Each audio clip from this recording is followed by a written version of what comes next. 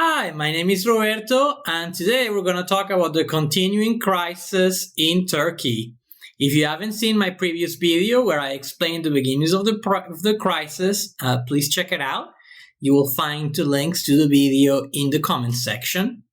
As we've talked about, for the past 20 years, the president of Turkey has been a clown named Erdogan. And he has been turning the republic into a semi-dictatorship where he controls all of the political and economic levers. In the past few years, all the competent central bankers, economic advisors, financial cabinet ministers have either been quit or forced to resign. They have been replaced by flattering yes men, sycophants. The clown-in-chief, President Erdogan, has pressured the central bank to cut interest rates because he believes to be smarter than most economists. And he believes inflation is caused by high interest rates. And this is, of course, incorrect, as increasing interest rates decreases inflation by encouraging saving. He has also pressured the central bank to keep cutting rates. And they have cut rates in September of 2021, October, and November of 2021. This has predictably caused a run on the Lira and further inflation.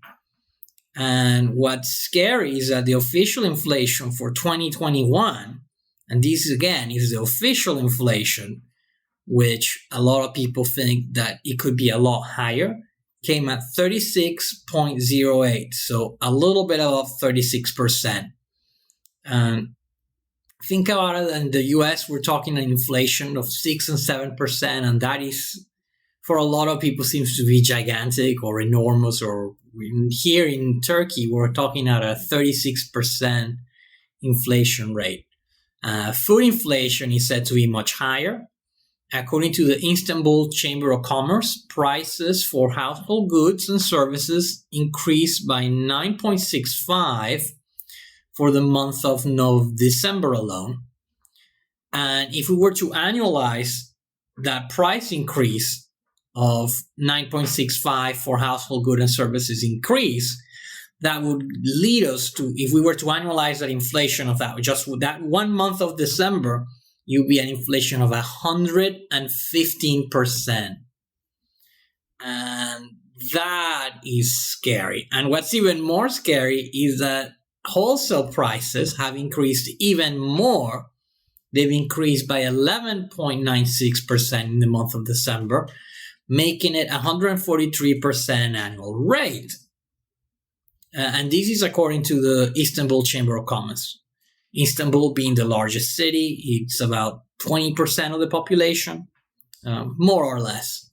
This is, of course, stagflation. This is what we're going.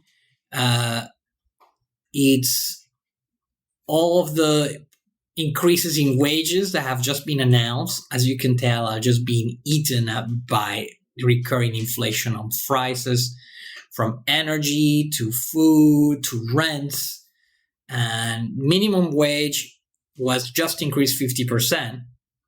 But as you can tell, if inflation is probably going to be running at over 100%, it's just being eaten. Also, wage for government employees was just increased by 30%. But again, this is just a drop in the bucket, just to make matters worse. Turkey imports most of its natural gas. They produce a little bit of coal for their electricity, but most of their natural gas and oil is all being imported. And the Energy Market Regulatory Authority has just approved a price increase that ranges from 125% for the price of electricity for high demand commercial and industrial users to 50% for low demand households. So if the price of electricity alone is increasing 50%, there goes your minimum wage increase. So the inflation spiral keeps being exacerbated by the lira, who keeps depreciating. In 2021, it lost more than 40% of its value. It went from 7.3 to a lira to a dollar to about 13. At one point, it reached 16, but it was able to be stabilized by the new deposit protection scheme, and this is what I'm going into right now. Turks were exchanging all their savings from liras in either foreign currencies or gold. And last month, Erdogan came with this new idiotic scheme to try to encourage Turks to keep their accounts in lira. And the scheme pays account holders who have accounts between 3 months to a year for, like a CD is between 3 months to a year. And it pays account holders for the difference in the interest rate paid by the bank and the depreciation of the lira. So, for example, if an account pays 14% and the lira loses 30% in value, the Turkish government will be on the hook for that 16% difference. And this exposes the Turkish taxpayer and treasury to it's a timing bomb. Because if you had raised interest rates, you could have stopped inflation without putting on the hook the treasury and the taxpayers.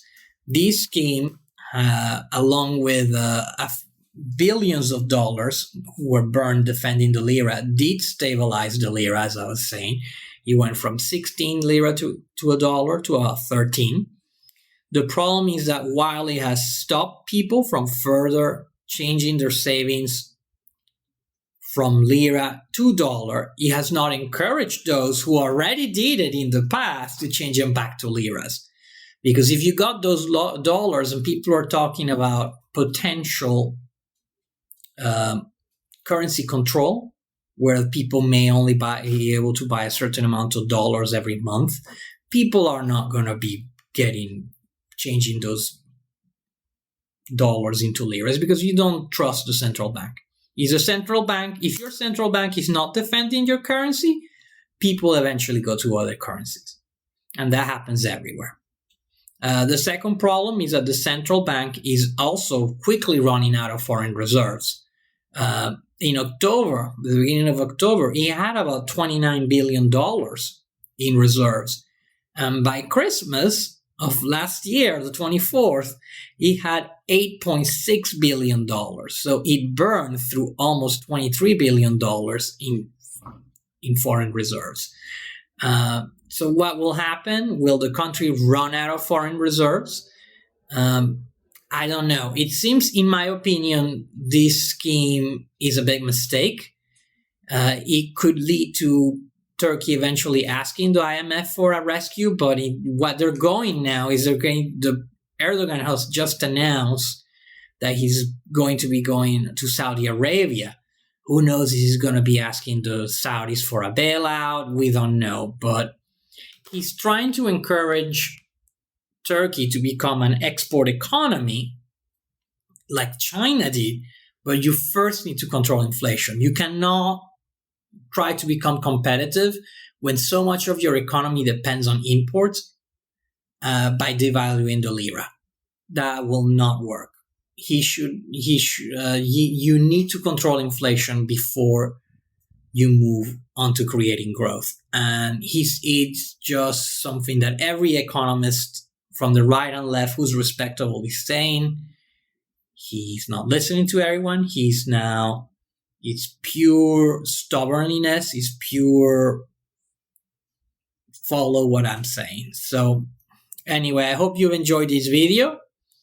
And in the next video, we're going to explore why Turkey is not going to become an export economy like China by just devaluing the currency. I'm going to explore why countries like China were able to become an export economy. But in the current inflationary crisis in the world, his moves are not going to solve it. So anyway, thank you. Please subscribe and thank you for listening. Have a good day. Bye.